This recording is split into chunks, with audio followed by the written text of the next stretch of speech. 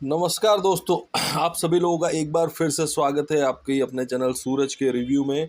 आज का ये मैं रिव्यू नहीं देना चाहता हूँ, मैं तमाचा देना चाहता हूँ उन लोगों के मुंह पे जो ये इस मूवी को प्रोपोगेंडा कहते हैं। मैं बात कर रहा हूँ धुरंधर द रिवेंज मूवी की।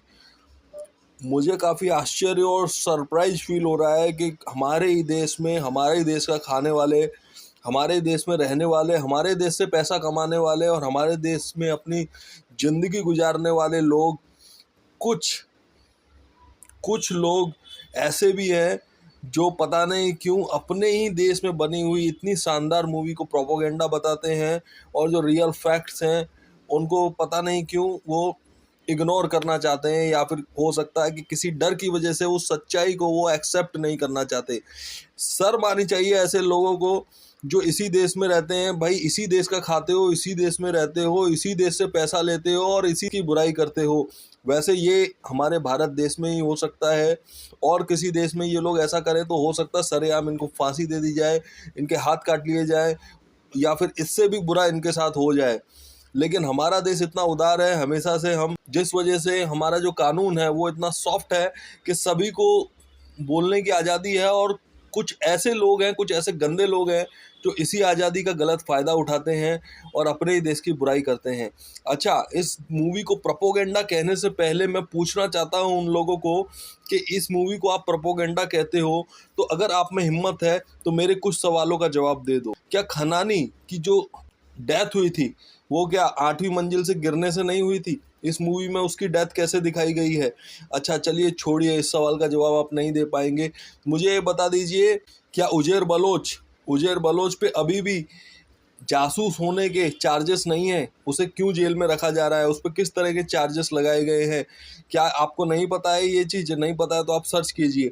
अब कुछ लोगों का दर्द इस बात से भी झलक रहा है कि अतीक अहमद को भाई आतंकवादी क्यों दिखा दिया गया? ये तो प्रोपोगेंडा है। अतीक अहमद तो भाई साहब आप जाइए, अतीक अहमद का जो एफआईआर है उसमें चार्जशीट में उस पर क्या चार्जेस फ्रेम किए गए हैं वो जाके देखिए, पढ़िए। हथियारों की स्मगलिंग करने की, पाकिस्तान की टेररिस्ट एजेंसीज के साथ के संबंध होने के चार्जेस उस पर लगाए गए हैं, जबकि उसकी मृत्यु हो गई इसलिए ये चार्जेस साबित नहीं हो पाए। लेकिन इसका ये मतलब नहीं है कि जो मूवी में दिखाया गया वो प्रोपोगेंडा है। चौधरी असलम जो एसपी है पाकिस्तान का, उसकी मौत कैसे हुई थी? उसकी मौत बिल्कुल ठीक उसी तरीके से हुई है जिस तरीके से इस मूवी में दिखाया गया है।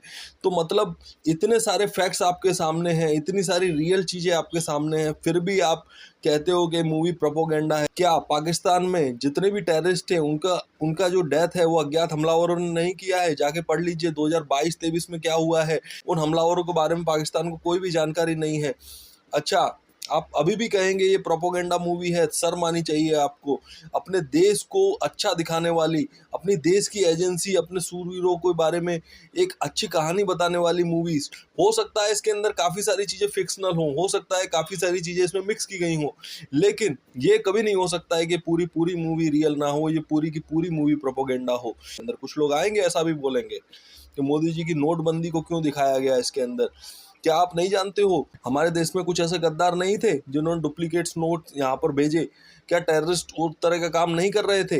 नहीं कर रहे तो आप जाके भाई साहब हिस्ट्री पढ़िए, इतिहास पढ़िए, आपको समझ में आएगा कि मोदी जी ने नोटबंदी की थी, बिल्कुल सही फैसला लिया था, देश के हित में फैसला लिया था।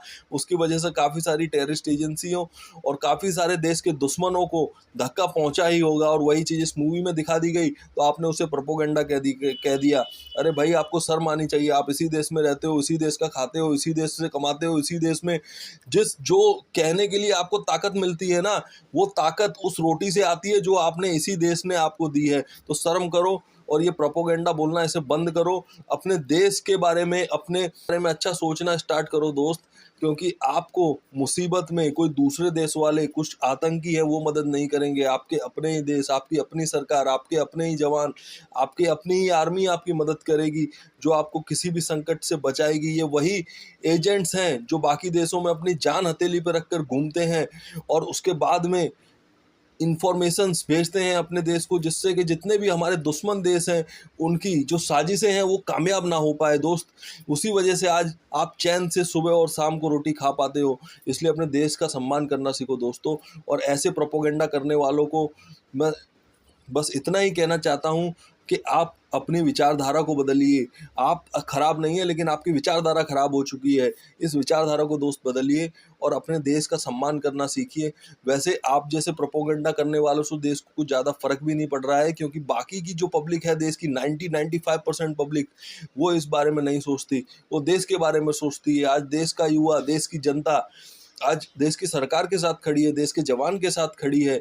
इसी वजह से देश में इतना बड़ा बदलाव आया 2014 में, और 2014 के बदलाव के बाद आज तक देश काफ़ी सारे माइलस्टोन अचीव कर चुका है। आज हमारी फिल्म इंडस्ट्री में भी काफ़ी बड़ा रिवॉल्यूशन आ रहा है। इसलिए दोस्तों, आप अपने देश के साथ खड़े रहिए, इस तरह का प्रोपोगेंडा मत कीजिए, मेरी आपको यही विनती है। ये मूवी बिल्कुल भी प्रोपोगेंडा नहीं है। इसके अंदर जितनी भी चीज़ें दिखाई गई हैं वो रियल फैक्ट से काफ़ी हद तक मैच होती हैं, क्योंकि मैंने जब ये सारी चीज़ें सर्च की तो मुझे भी सरप्राइज हुआ कि कोई एक डायरेक्टर इतनी मेहनत करके इतना डिटेल में कैसे बना सकता है, क्योंकि अब तक के इंडियन सिनेमा की हिस्ट्री में इस तरह का काम किसी डायरेक्टर ने नहीं किया है। तो ये डेफिनेटली एक अप्रिसिएट करने वाला टास्क है। इसी वजह से आप इस मूवी को देखिए और इसे अप्रिसिएट कीजिए और गर्व कीजिए हमारे उन जवानों पे, हमारे उन सीक्रेट एजेंट्स पे, जो अपनी जान की परवाह किए बिना हमारे लिए दूसरे देशों में जाते हैं, उनकी इन्फॉर्मेशंस लेते हैं।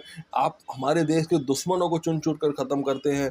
उनको सल्यूट है उन सारे जवानों को। इसी के साथ इस वीडियो को ख़त्म करूँगा। जय हिंद,